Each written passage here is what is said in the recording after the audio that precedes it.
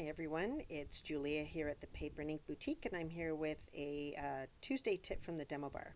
This week I'm using texture paste, I'm using sprays, and I'm using a stencil to make two different card backgrounds. So, just so you know, I am going to use the Fancy Feather stencil from the Crafter's Workshop. It's one of my favorite, and these are available in the online store. It is really lovely, and you can actually use it for feathers and for leaves, I've found. I'm also going to use the light and fluffy modeling paste from the Crafter's Workshop, but you can also use texture paste from Ranger, distressed texture paste from Tim Holtz Ranger. Any texture paste will do. So let's get started. I am going to start with a 6x6 sheet of Creative Scrapbooker Magazine cardstock. So this is a 6x6 stencil, so it'll fit on there perfectly. I will go ahead and lay that down there. And I'm going to grab three different sprays. I've got the Fuchsia Glossy Spray from Dina Wakley, Barn Door Distress Oxide Spray, and Peacock Feathers Distress Oxide Sprays.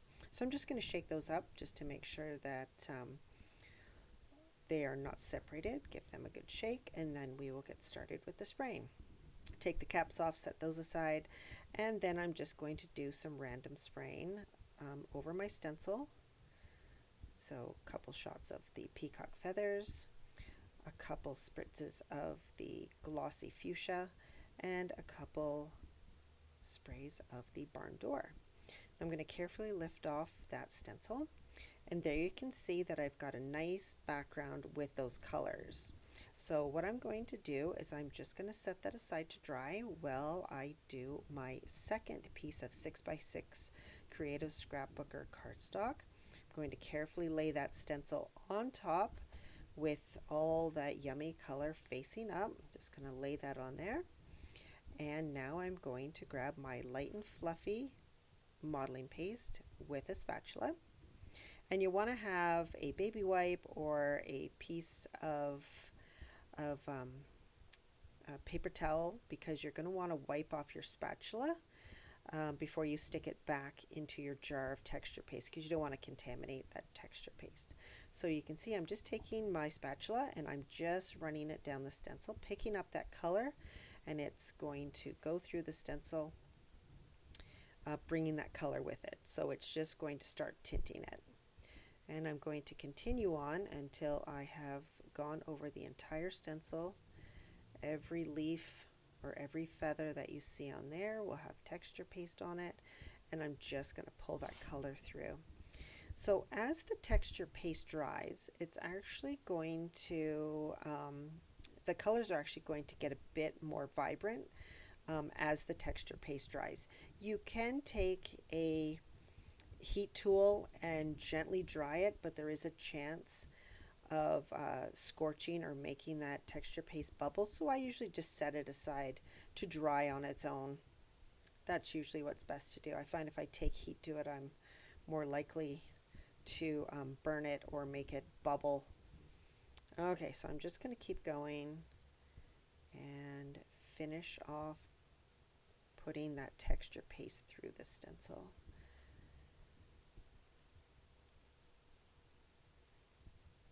I'm almost out of my light and fluffy paste. I'm going to have to go and grab another jar of it. So the light and fluffy modeling paste from the Crafter's Workshop is really lovely, and it is, as it says, light and fluffy. It's not a heavy modeling paste. It is very light. One of the reasons why I like it. Okay, I'm just looking over just to make sure I haven't missed any spots on my stencil. So I'm going to clean off my spatula, set that aside, and I'm going to carefully remove the stencil from the cardstock. And we will reveal what we've got. Okay, let's reveal. And look at that. That is gorgeous. Okay, so like I said, you can take a heat tool to it. You can dry these, but what I find is best is just setting it off to the side and just letting it dry on its own. You can see I'm taking a heat tool here. I just wanted to try and jump start it getting to dry, but I did set it aside. Okay, so now I'm back, and what I did with the sheet of paper that had the feathers with the texture paste on it, I fussy cut those out, and I made that card you see there. Now the background of that card is from my gel press, so I grabbed it out. I took a stencil with the bubbles and I took black soot distress oxide, added those, added 3 of the light and fluffy modeling paste feathers on there, put down my sentiment, attached it to my card background, and there you go. I have a finished card. I'll just set that aside. Now the first feathers I did through the stencil, this is just using the sprays through the stencil. What I did, I could have left them, I could have made a card out of it just like that, but I also wanted to show you that you can take another gel. This is the 3D gloss gel. It's transparent from Art Basics Prima. And what I did was after that the sprays had dried, I put my stencil back over top and I put the 3D gloss gel through the stencil back over top of the sprays, and it's just added a nice textured glossy finish to it. You can see that there. Beautiful. Some of these aren't quite dry. I had done them kind of spread out, so some are dry and some aren't quite dry. So what I'm going to do here is I'm going to go ahead and I'm going to fussy cut some of these out. Yes, we'll fussy cut those out. Now I like the glossy texture, the 3D gloss gel from Prima. It's really nice, and once it dries, it leaves this wonderful, wonderful glossy finish on it. Again, the stencil I used was the 6x6 Fancy Feathers from the Crafter's Workshop, and they are in our online store now. So after I fussy cut this first one out, I decided that I didn't like the white showing through. So because I used the 3D gloss gel, which will create a resist effect, I took some of the black soot ink with a blender brush and I put it through.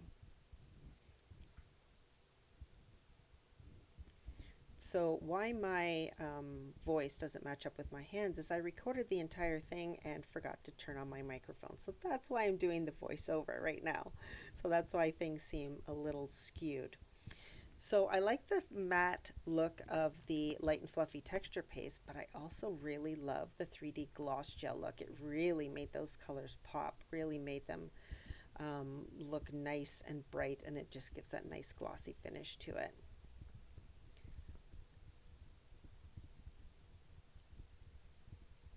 Yeah, really lovely. So if you've got 3D gloss gel and you've never used it through a stencil, this is a really cool way to use it. Now I could have done it exactly like I did with the light and fluffy texture paste. I could have taken the 3D gloss gel and went over the colors, and it would have been completely different.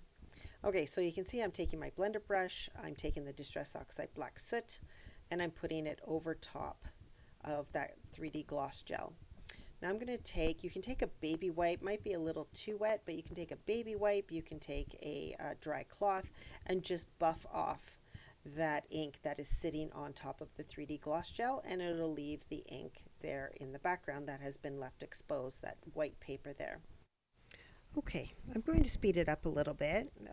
So what I'm going to continue doing is just cutting out those elements, fussy cutting them out after applying the Distress Oxide and buffing it off with a dry cloth.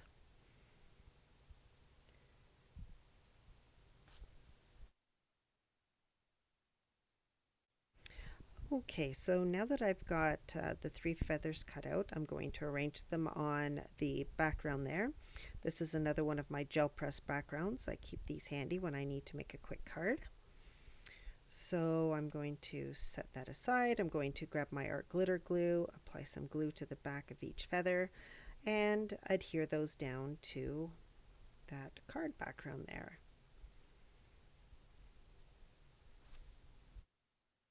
Okay, once I have those down, I'm going to grab my sentiment. The sentiment is from a Simple Strips card set, or sorry, stamp set from Tailored Expressions.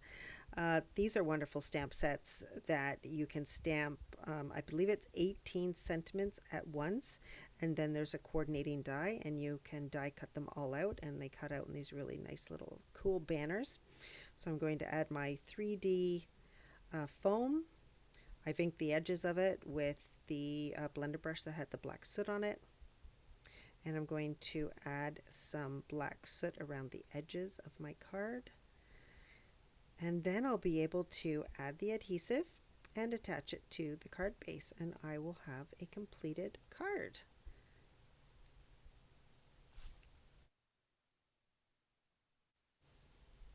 Okay, I'm attaching that down with my double-sided tape, and now I have two cards. We'll bring the first one in. So the elements were made, the one on the left using sprays, and they had 3D gloss gel applied over top.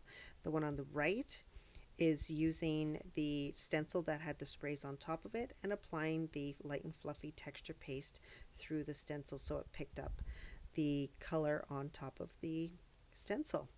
Thank you very much for joining me today. We will be back next Tuesday with another Tuesday tip from the demo bar. Take care, everyone.